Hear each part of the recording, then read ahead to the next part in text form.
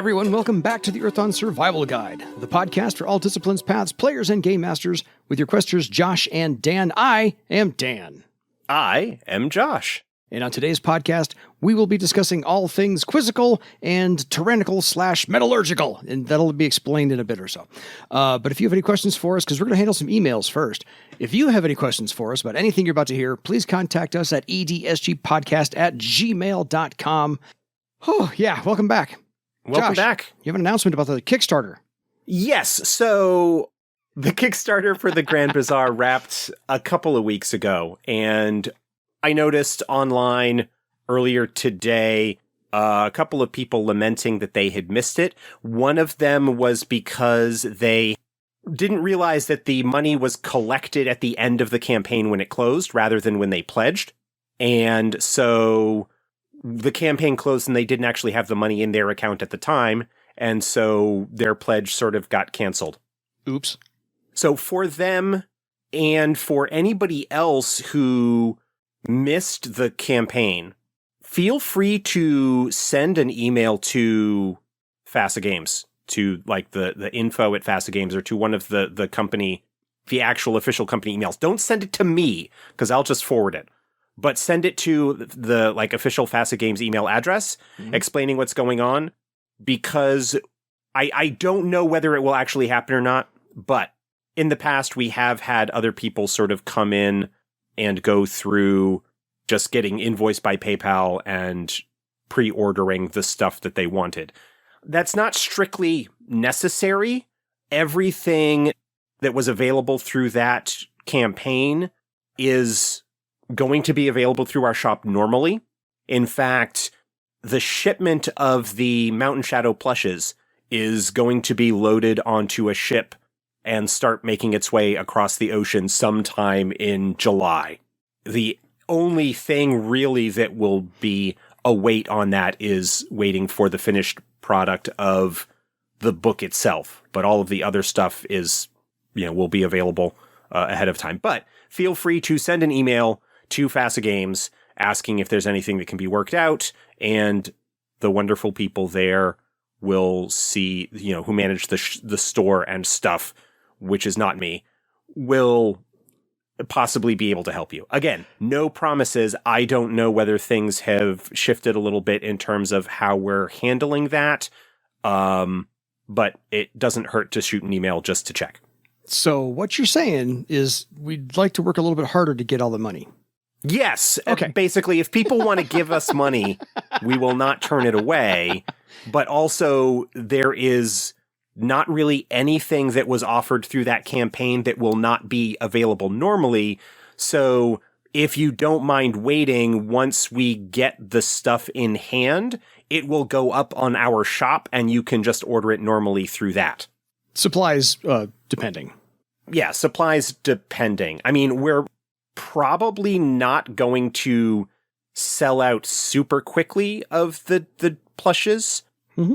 But yeah, just something to keep in mind. Keep an eye out. As I always say, if you are not following FASA or me on various social media, or if you're not in the FASA Games Discord, those are great places to get sort of up-to-date information in terms of what's going on for releases and stuff like that. Fair. All right. On to our quizzical portion of the show today before we get to the Holders of Trust, the Denny Rastus clan and their goings-on over there in Iopos. So we have a couple of emails to get to, and Lemon sent us two. I'll get to his second one in a bit or so, because it's very poignant to the last episode or so we released. So first off, hey, Dan and Josh. So just to jump in, I don't back Kickstarter, except for the game for which I write. Too many burns and unfulfilled things out there, even by companies that had successes. I'll look at Kickstarter to see what might be coming out, and if I like something, I'll wait to buy it. But I am loving Earthdawn 4th Edition so much, you made me break my no crowdfunding rule, and I ordered the Grand Bazaar, as well as tacking on the Companion and Mystic Paths books. My group, the Stormwalkers, have all made it to Journeyman tier, except our Troubadour, who moved into Illusionist. I'm getting close to being inducted into the Windmasters, and am enjoying the game, world, and system so much. Keep up the great work. Lemon. Thank you, Lehman. Speaking of Kickstarter, I appreciate that. It is heartening to get that message from someone who I completely understand, having backed numerous Kickstarters and being somewhat selective about the Kickstarters that I myself back. Yeah. You know, I understand the trepidation, the horror stories that are out there when it comes to collapsed or unfulfilled or otherwise disastrous campaigns. We nearly had one of our own back at the beginning and managed to kind of pull ourselves out of that and are doing what we can to try and keep an even keel. But the fact that you are enjoying the game so much that you broke that restriction of yours to back hours means a lot. I appreciate that. Thank you. He also sent along with that email like a picture of his group. Yes. And I'll see if I can tack that on to the Twitter feed for the survival guide. Yeah, so that people can see that picture that he sent along. That's and a troll. So that's an interesting group to hang around with. Without no lie at all. Next up, we have one from Matthew. Hello, Josh and Dan. Thank you again for doing the podcast. Even going back and listening to some again has been a big help for me. Now on to the advice asking for this email.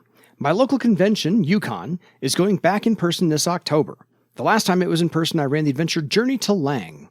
I had a mix of people who have played the first edition Earthdawn and two who have never heard of Earthdawn before. I'm sorry for those two people.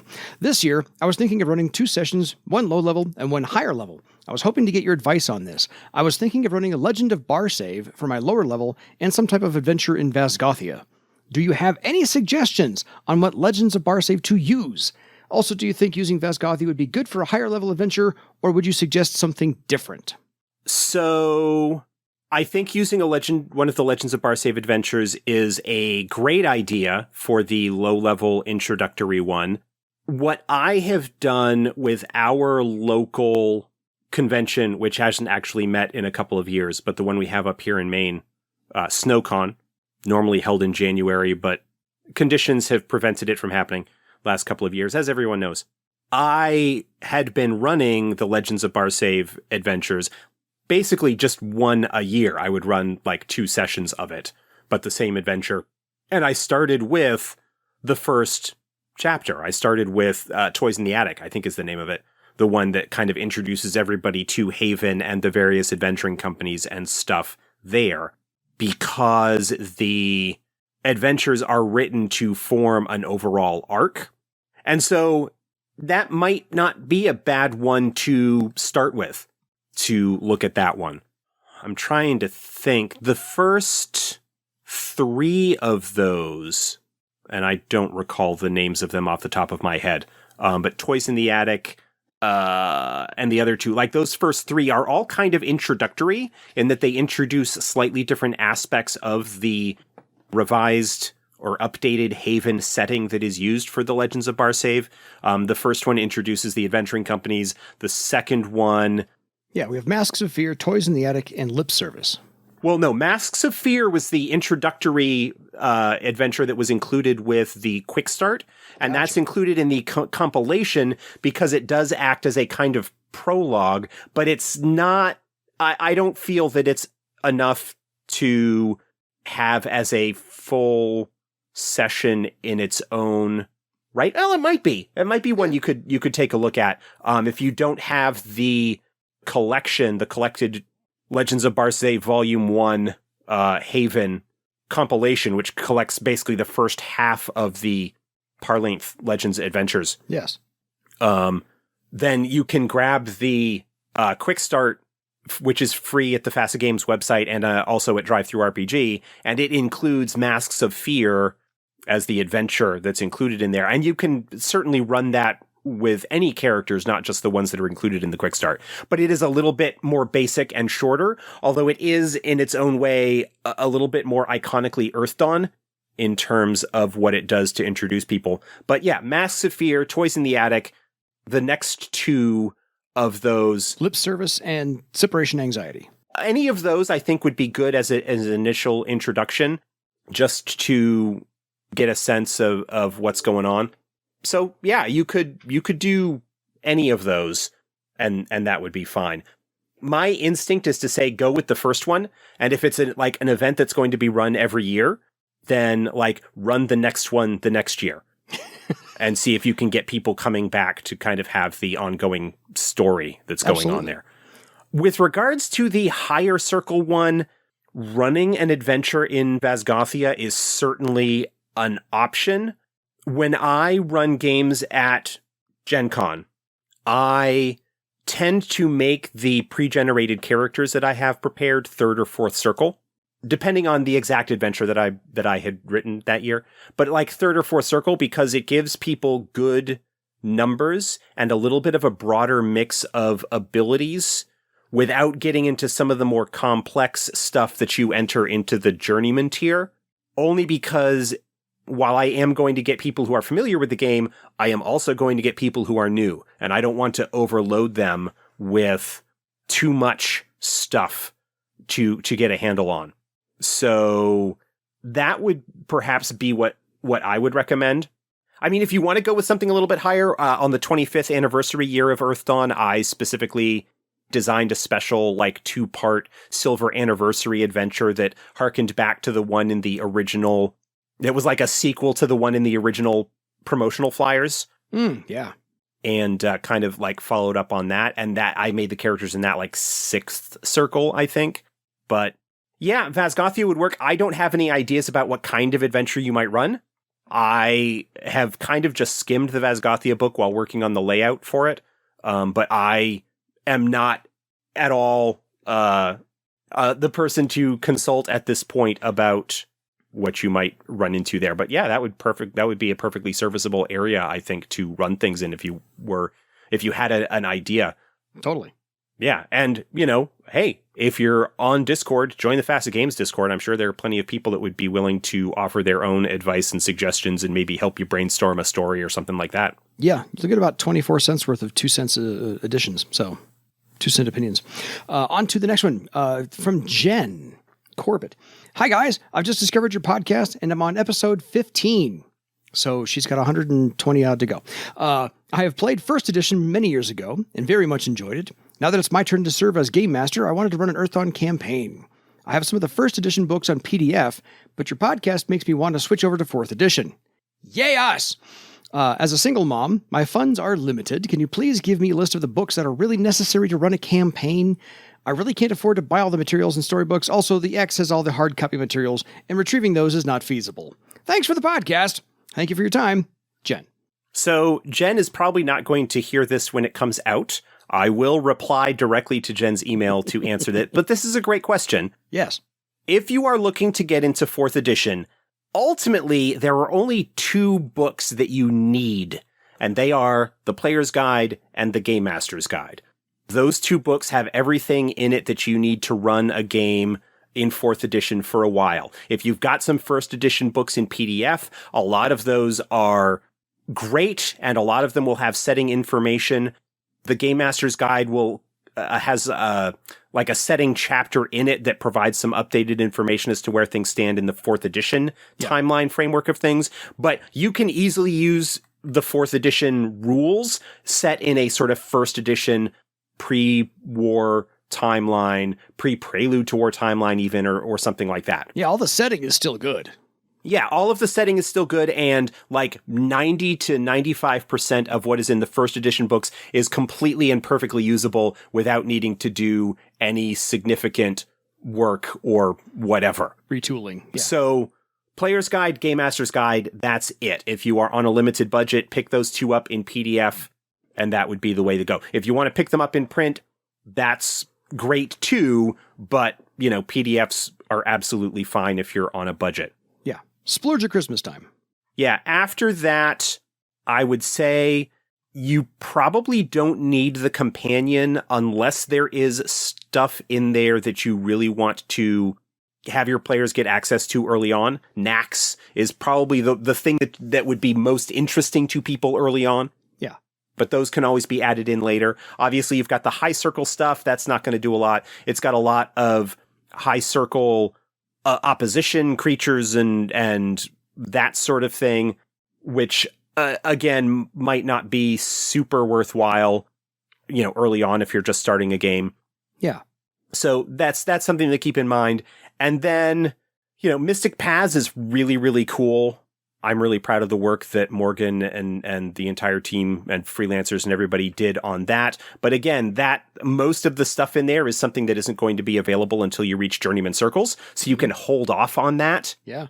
Same with quest stores. Like, it's useful, but it's not required. Everything else is pretty much the setting books.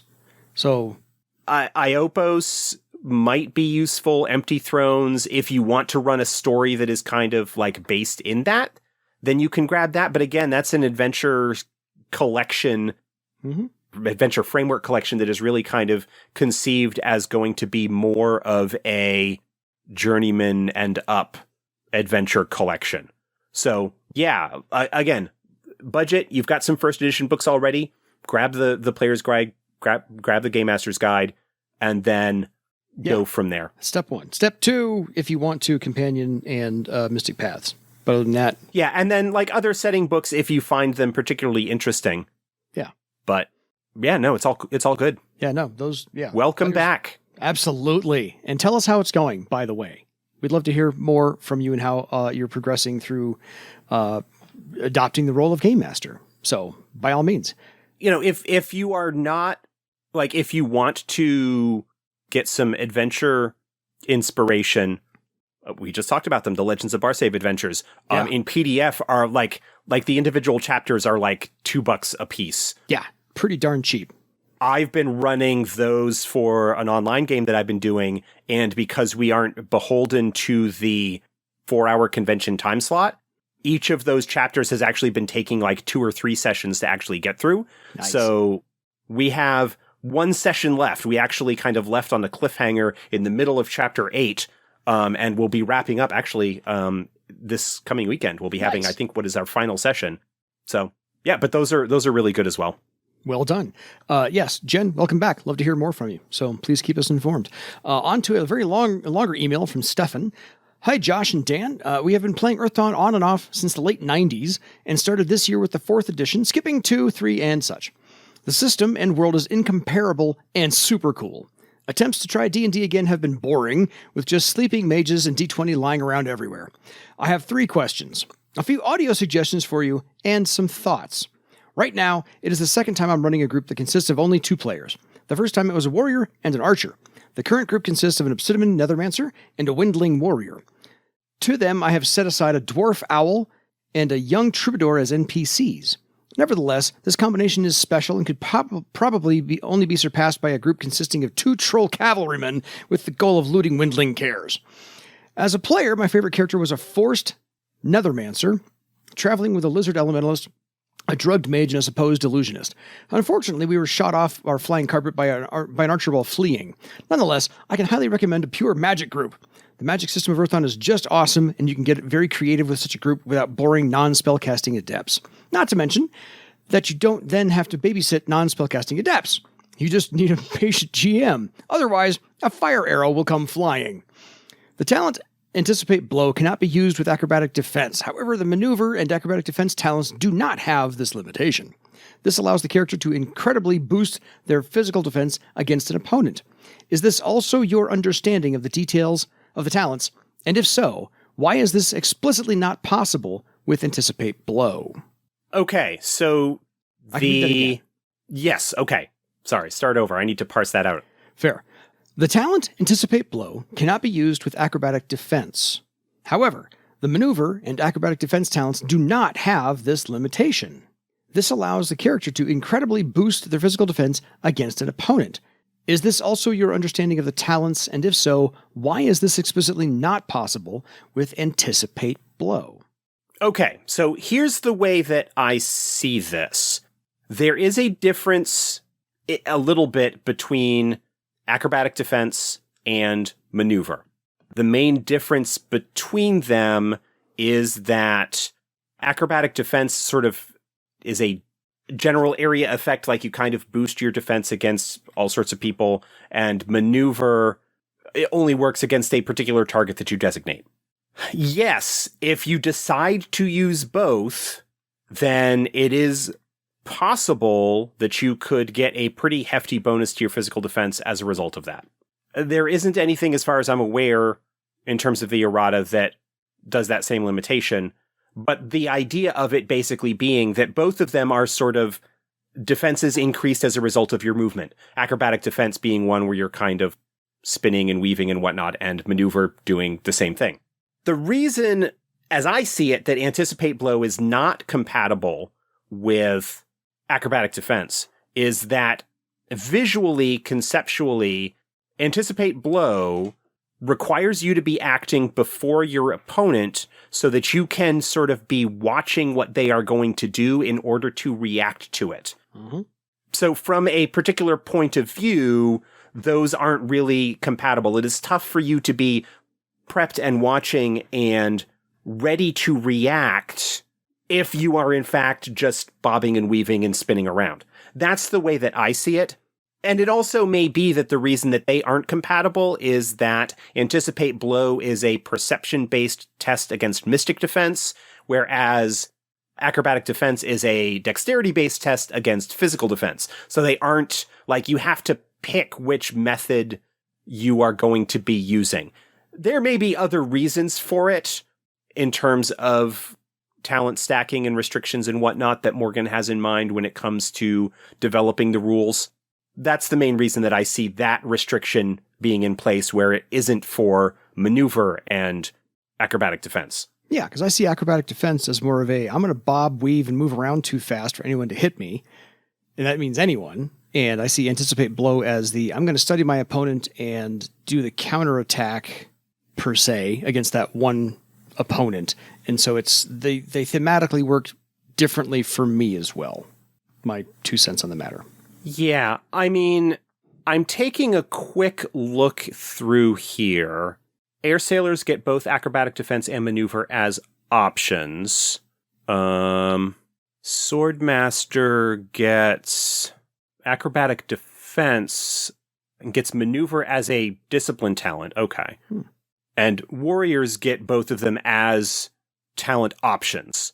So, and I'm not looking at Anticipate Blow factoring in there either. Air Sailor, I think, gets Anticipate Blow as a option, possibly. As does Warrior and Swordmaster, I think, actually. Yeah. As options for all of them. Yeah.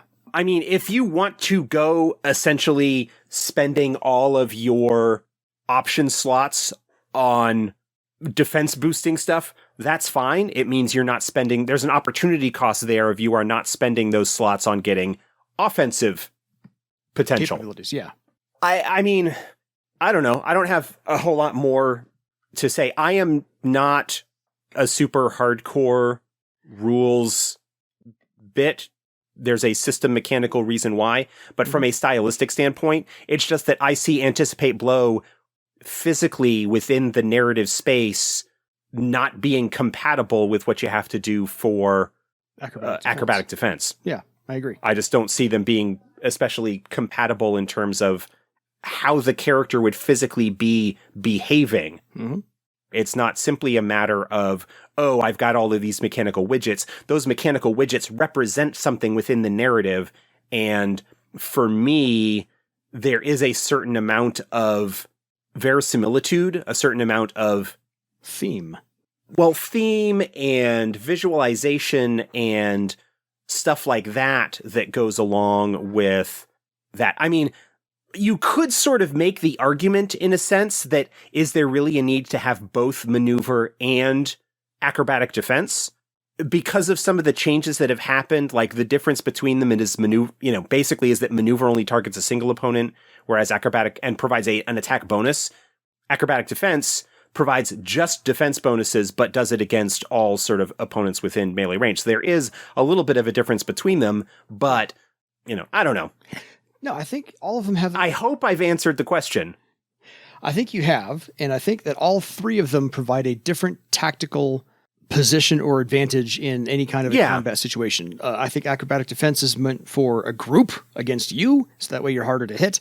I think maneuver is to gain a tactical advantage, and I think anticipate blow is to do the countering at a certain time. So all three of them come into play, Anticipate blow and maneuver are very, very similar in some respects, in that they both provide a defense bonus and a bonus to the first attack made after you successfully use it. Yeah. It's just that one is perception versus mystic defense. The other is dexterity based versus physical defense. And so the one that you would use would depend on what sort of character build type, whatever that you are. Yeah.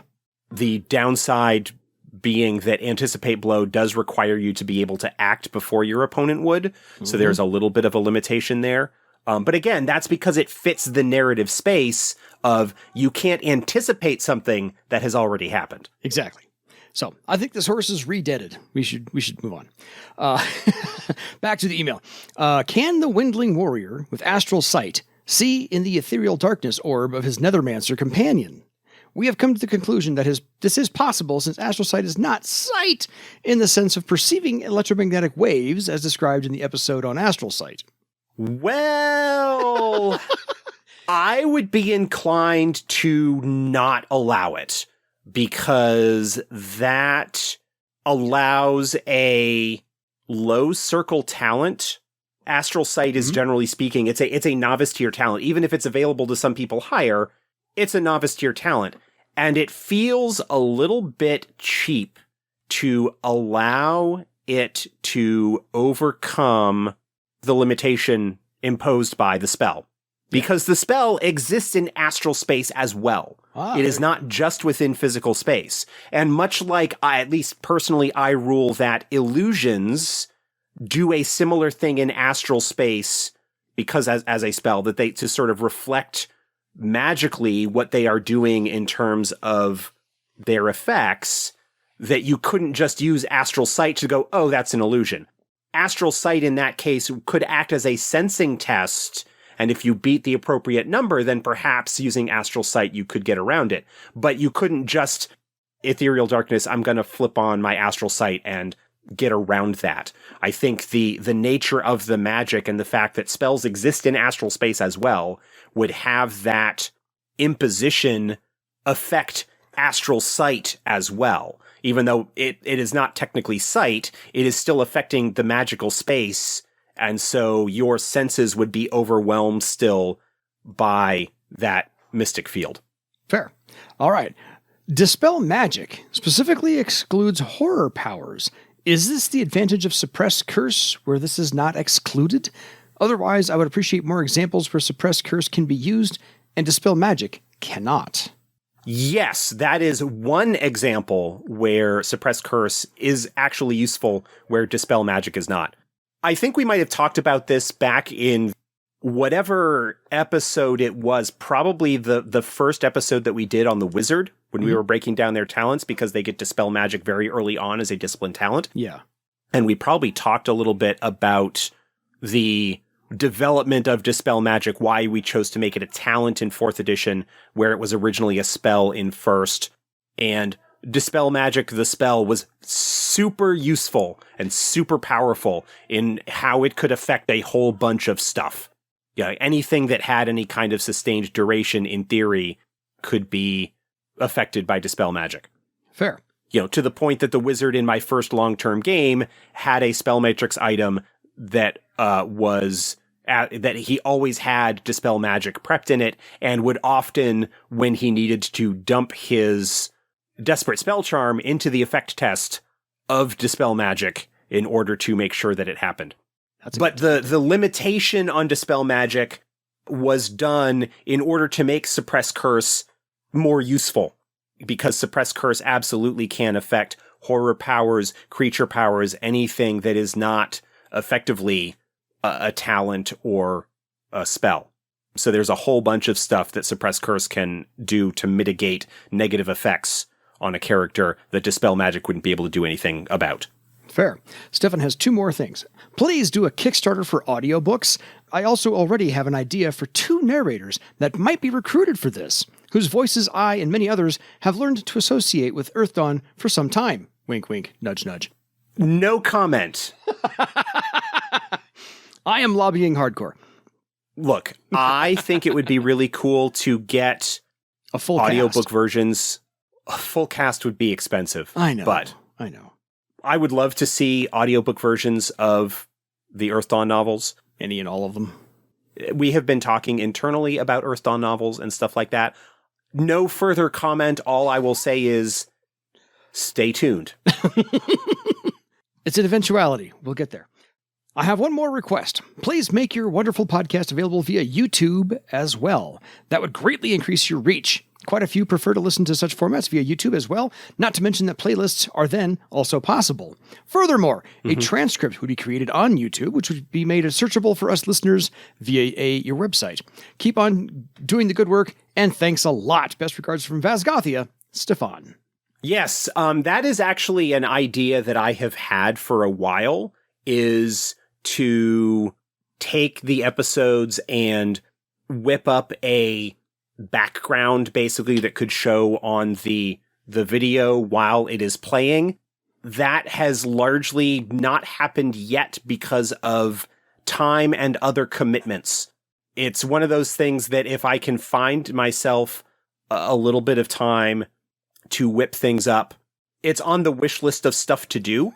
But yeah, that is a suggestion that has occurred to me before, and it's just a matter of finding the time to get it done. Yeah. He's not kidding. We talked about that one. So, yeah. On to a second email from Lehman. And this is kind of long, but it's a good email to get to. He says, "Hello, Dan and Josh. I just wanted to thank you for the Safety Tools episode. It's something that, as you stated, gets overlooked or even looked down upon. I'm one of those older cis-het males grognards who learned to roleplay in the 80s and questioned why something like this was needed when playing make-believe. I wanted to state that everyone changes, and safety tools can apply to writers and developers as well. Feel free to cut out the name of the game or whatever, but I don't want this to seem like I'm trying to sell listeners on another system, but if you want to say it, that's fine too. I got the lucky break to write for another 1990s game, Torg, that came out with a new edition in 2017, Torg Eternity. I was brought on board in 2018 and started writing for a reality that invaded Earth composed of a mashup of Terminator, Hellraiser, and Mad Max that set up in old Soviet bloc countries as well as European Russia. A core book explaining all the realities came out in 2017, and we were doing source book for details. Before that, all released realities were for very heroic settings, a land of the lost realm, an Indiana Jones realm, a high fantasy realm. And then this horrible techno-horror realm source book came out in 2019. We wrote up a Session 0 guide for all the realms and possible concerns players may have. I wrote this on the techno-horror realm Tharcold and focused on body horror, random mutations, slavery, and the like. But I also wanted to point out the history of the Soviet Union and the current, in 2018-2019 terms, situation in Ukraine, with multiple revolutions and Russian interference, might be a sensitive topic to those that connections to Ukraine, the Baltic states, etc., and that source book went well. Then our next reality sourcebook, Pan Pacifica, was set to write, develop, release in 2020. That, a book that had an infectious disease that caused a pandemic that started in Asia. The core book came out in 2015, so this was how the realm had been playing out for 4 or 5 years. Yes, it was a zombie apocalypse, but we stopped. We shifted the order of things and went without Gothic horror realm, and at the same time looked into what we could do in our Pan Pacifica book to help. We had just kickstarted at the same time as the Great Bazaar with this realm. We brought in a cure, shifted the focus, and within the sourcebook talked about how to modify things if needed. We added an insert on Session 0, X cards, lines and veils, and aftercare. So, back in 2019, I was writing Blood on the Blasted Lands, an adventure set in the Eastern Europe, Russia, and Ukraine. Using my knowledge of the situation, friends in both countries, and visiting there a few times, I wrote a fake, air quotes, scenario where the fictitious president of Russia gave a bunch of fake reasons to invade Ukraine, and one of the adventure's acts takes place in an occupied Kyiv. Imagine my horror when February 24th happened. Every fictitious reason I gave was used by Putin to justify his invasion. I knew I was not in any way a cause for what happened, but it still struck me like a hammer. As I said, I have friends in both countries. I wrote a scenario using my knowledge and experiences there, and it almost happens for the same reason, and in a way, it feels like an homage became a betrayal. And, to add to that, one of the things I wrote in the Pan Pacifica book was a Taiwan destruction, and now there is that tension in real life. Sometimes I sit stunned, like the game I write for is in some strange Simpsons-esque thing where what we write happens in some way a couple of years down the line. I understand we write about an invaded Earth, so just knowing global situations can lead to this, but I never thought to this extent. The gist is that I wanted to point out that things can crop up to affect anyone, and game writers and developers can be affected as well. And if a game changes because of something in real life, I hope more and more people understand is that you might not care now, but in the future you might, and it might sneak up on you with no warning. Hey, Josh, did I mention I'm a published adventure writer? I'm willing to work for tens of dollars, pennies per word. Lemon. Thank you, Lehman, for those very kind words and that excellent story. We've talked on the show about how some aspects of Earthdawn can feel like a reflection or a metaphor or something like that for various real world issues. Like when we talk about slavery and orcs and the struggle of Thrall versus the Theran Empire and imperialism and all this kind of stuff.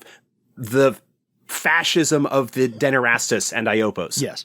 Yes, we play these games for escapism. Mm-hmm. We play them for entertainment, but we live in the world and ultimately we cannot help but have our experiences and our knowledge get reflected in the worlds and the settings and the stories that we create.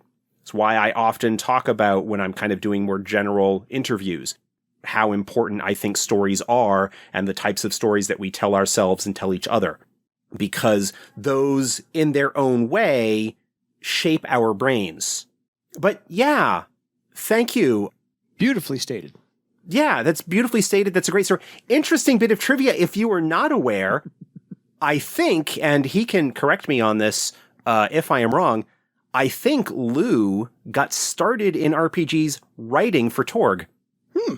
I seem to recall him mentioning that he was involved with Torg before he got brought on for Earthdawn. Yeah. So I don't know whether that's his first stuff was with that, but Lou actually did write for Torg, so there is an even stronger kind of Earthdawn connection there. I like that one. Yeah, cool. I've got the original Torg rulebook and one or two of the source books that I picked up like cheap at some point along the lines there. Interesting little concept for a game. Yeah, totally. Lemon, keep them coming. Love to hear more from you, man. Last one. A couple of questions on this one. Hi, Dan. Hi, Josh. Question 1. I want to make sure I understand how Life Circle of One plays. The spellcasting test is made when a horror entity tries to enter the circle, right? Yes. What if the entity tries to use a ranged power or ability to affect someone inside a circle without physically entering themselves? The power or ability or whatever will happen as normal. There is nothing about Life Circle of One that prevents ranged attacks or magical powers from crossing the barrier. If the test is successful, the entity both takes damage from an effect test and cannot enter? Correct. Also, if the spellcasting test fails and the entity is allowed to enter, are they free to move around inside the circle for the rest of the duration? Or would the Nethermancer get to make another spellcasting test next round to potentially expel them? Rules as written, once they've crossed the barrier, they're in and you've got to deal with it.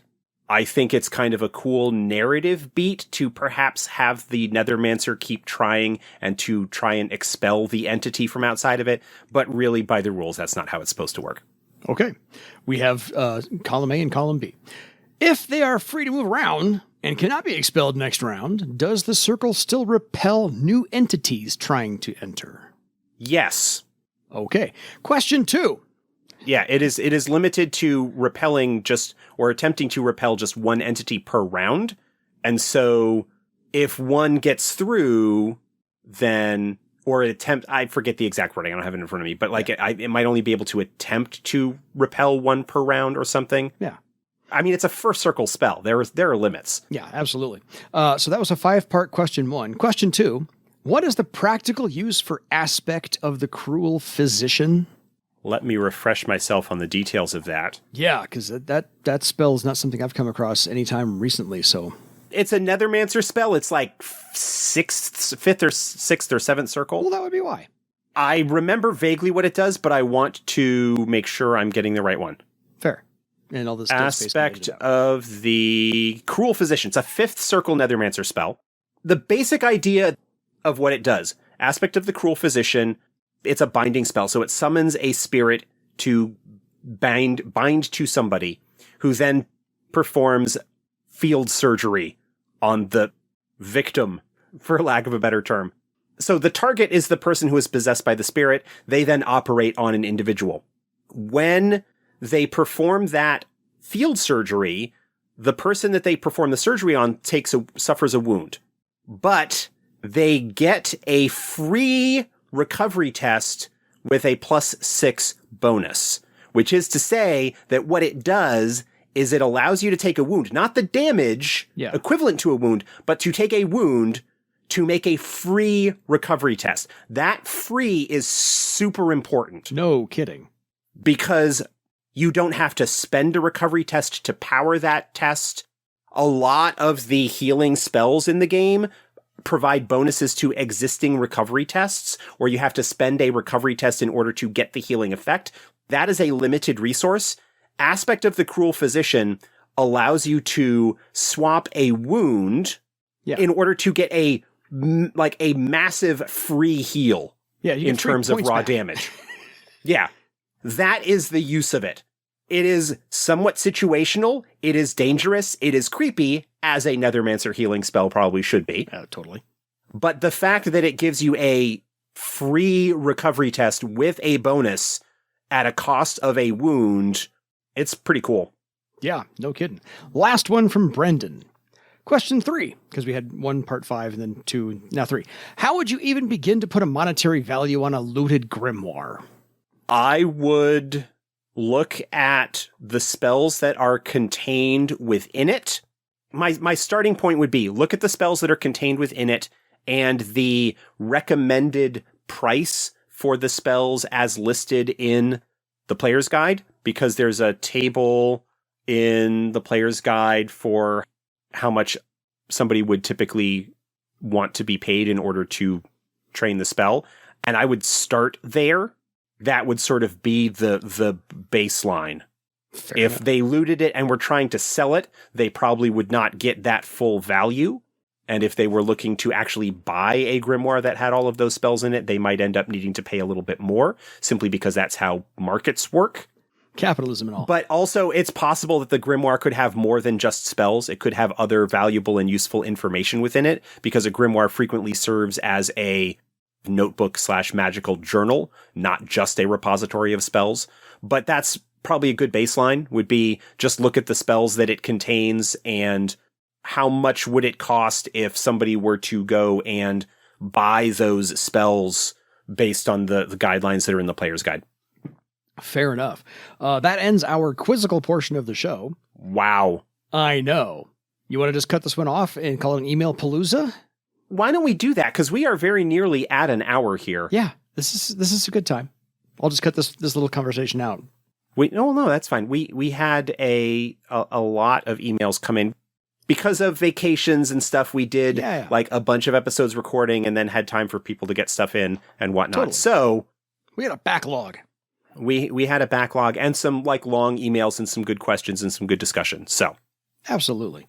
So that being said, folks, if you have any further things you want us to talk about or hear Josh pontificate on, because all of that is really good stuff, please feel free to email us at edsgpodcast@gmail.com or leave us a voicemail. We'd love to hear from you. Jen, let us know how your game's going along, being the game master. Lehman, keep them coming. Love everything you're contributing so far. Brendan, great questions. Matthew as well. As you know, if we haven't not heard from you yet, please contact us. We'd love to do this more often. Seriously, this is my favorite part of the episode, is just reading stuff off and letting Josh go to town on the answers. All right. Oh, quick addendum, because I just found it. The spell learning cost information is on page 251 of the 4th edition player's guide. The typical price for learning a spell is equal to the spell's circle times 100 silver pieces. So that's what I would use as at least kind of a starting point for the spells that it contains. Add up the circles times 100. Yeah. That will give you at least a sort of ballpark figure to go by. But if it were just the book itself, you're probably not going to get that price, because that spell learning is frequently also includes the magician who is sort of providing it to you, kind of teaching you the spell in the process. If you look right before that in the section on learning spells, it talks about how you get a bonus to learn the spell if you have the assistance of a teacher who already knows it. There you go. Until next time, folks, we actually do talk about the holders of trust, because that's next. Time for you to go ask questions of your own legend. Good night, everybody.